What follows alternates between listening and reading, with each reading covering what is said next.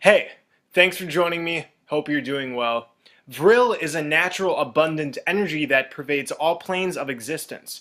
The Chinese refer to it as qi, the Hindu as prana, and the Japanese as reiki. Albert Pike said of this force, "There is in nature one most potent force, by means whereof a single man, who could possess himself of it, and should know how to direct it, could revolutionize and change the face of the world." Helena Blavatsky of the Theosophical Society described this vril energy as an aether stream that could be transformed into a physical force. In the book The Coming Race, Edward Bulwer Lytton explained his encounter with a race of subterranean beings who learned how to master the vril. They used vril to heal, to build their societies, and to keep peace among them. It helped them achieve old healthy age, bliss, and contentment. It was harnessed energy that could be used for great purposes or for malice. It can destroy like the flash of lightning, he writes, yet differently applied, it can replenish or invigorate life, heal and preserve.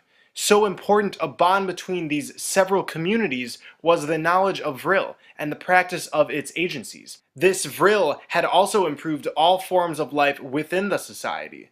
Since the vril light had superseded all other light-giving bodies, the colors of flower and foliage had become more brilliant, and vegetation had acquired larger growth. So everything in this underground civilization was enhanced with the power of the vril.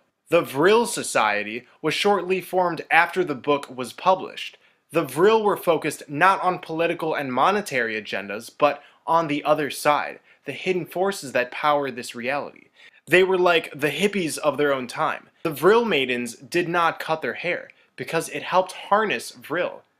Many other traditions and cultures have stated that long hair can help raise creative life force, which increases vitality, intuition, and tranquility. Hair is like a spiritual antenna. So this vril energy has also been known as orgone, odic forces, and the astral light. The ancient Roman re caebile, meaning rolling astral light, is the same force that reigns everywhere. It is the mighty soul of the world, the vibrating substance which forms all creation. These names are talking about the divine feminine energy pouring out from the earth, the mother goddess. The aurora borealis is the physical light manifestation of this vril energy, the astral light. It shoots out of the center hole. It's not always visible, but it's always there, pouring out and filling our plane with this vital energy. In many photos of the aurora, it's clear that there's a singular origin of the light, one focal point where it's pouring out from. On a globe model, it might make sense that what we're looking at is just the light going around the curvature. But as we know, curvature is a myth. Once we see it for what it is, this is a light that's coming out from a source in the distance. This source is the true magnetic north, where there's a vortex, where all compasses point to, in which when we pass through, we achieve everlasting life. But we're told there's 3 different North Poles. The geographic North Pole is in the Arctic, marked at the bottom of the sea by a Russian flag. The geomagnetic pole, we're told, is constantly moving due to magnetic changes. In 2001, it was near Ellesmere Island in northern Canada, and now it's somewhere in the Canadian Arctic Territory. Then there's the actual North Pole, the pole that our compasses point towards. This magnetic north is said to be about 250 miles away from the geographic North Pole. I know, it's all very confusing. Technically, the North Pole is the South Pole, but let's not go there in this video, it's mostly unimportant. This is yet another drawn-out, overly complex scientific explanation we're given to confuse us and keep us in intellectual circles that seem reasonable but evade the truth. The truth is all compasses point to the magnetic mountain, Mount Meru, at the center of our plane. The 4 rivers that diverge from Mount Meru's location change their motion often, and this is what causes the tides on Earth. When you look on Google Earth and other maps, you find the actual magnetic North Pole is located somewhere in the Arctic Ocean. This is partly true, but they never show land here. There is land here, and there is a sacred mountain. In 1569, Gerhard Mercator made a map of the North Pole showing this magnetic mountain. Ancient Buddhist, Vedic, and Jain cosmologies state that at the North Pole there is a mountain, sometimes in the context of a city called Shambhala. The Puranic and Sumerian traditions speak of a Mount Sumeru. The Turkmen tribes of southern Turkestan spoke of a copper pillar that marked the navel of the earth. The Mongols wrote of Mount Sumer with the Zambu tree on its summit. I could go on, but you get what I'm saying. This mountain is throughout mythology. So these three different North Poles I mentioned earlier only exist on the premise that we live on a ball Earth that acts as a ball magnet, that has two opposing poles on either side because of a core made of molten metal. The Earth has only been drilled into for 12 kilometers and nothing can penetrate this distance. So where's the evidence of a core made of molten metal? The evidence has already been established. We live on a flat plane. So we could look at a ball magnet and say the poles on those are just like the poles of our Earth, but that would require making sense of curvature and a non-existent molten metal core. Ring magnets, though, have their north polarity in the center and their south polarity in the outer rim, the exact magnetism of the flat Earth model. What we call Antarctica is this south polarity, being the giant ice wall that extends the circumference of the flat Earth. All compasses point to the center, the north polarity of our plane. This is a photo of the aurora borealis taken near the South Pole. This one is taken near the North Pole. Side by side, we can extract one thing. We are looking at two sides of the same light that's coming from the same source. The North Pole's light is the inverse of the South Pole's. The Lakota Indians used the aurora borealis for its healing properties. Those who had health problems would stand facing the aurora, hold their hands towards the light, and inhale deeply. The Lapps people would decorate their shamanic drums in order to harness this energy. These people knew about the benefits of this concentrated vril. Again, the aurora borealis is the visible part of this vril energy, but most of it isn't visually detectable. However, it pervades everything. The black sun emits this vril, this astral light. It indeed shoots out of the center, but it also emanates throughout our plane. It powers nature. It powers us. It's the sacred life force. And the Vril Society claimed this energy came from the black sun. Their symbols show the black sun, oftentimes with a lightning bolt coming out from it. This isn't specific to the Vril, however. The swastika is often intertwined in the black sun symbol.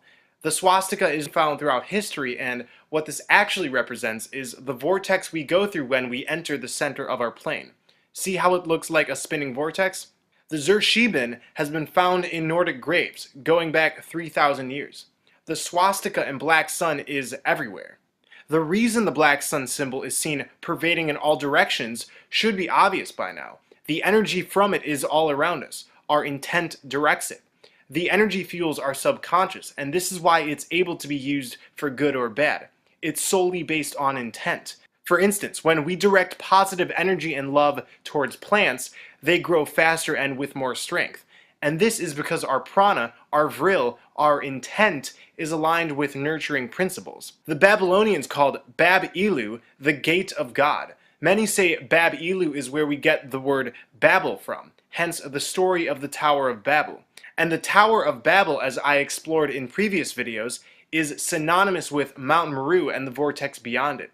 Bab-Ilu, again, is the gate of God, the gateway into another world. In this piece of text I found, it says, "The sun enters Bab-Ilu, or the gate of God, at the winter solstice, and starts his journey northward. During the solstice, the sun spins in and out of the center hole, into this gate of God, and then begins its journey north from its lowest point in the sky. This is why the winter solstice contains the longest nighttime of the year." On the top of the page, we see the cross of the Ilu. There's 8 lines emanating from it.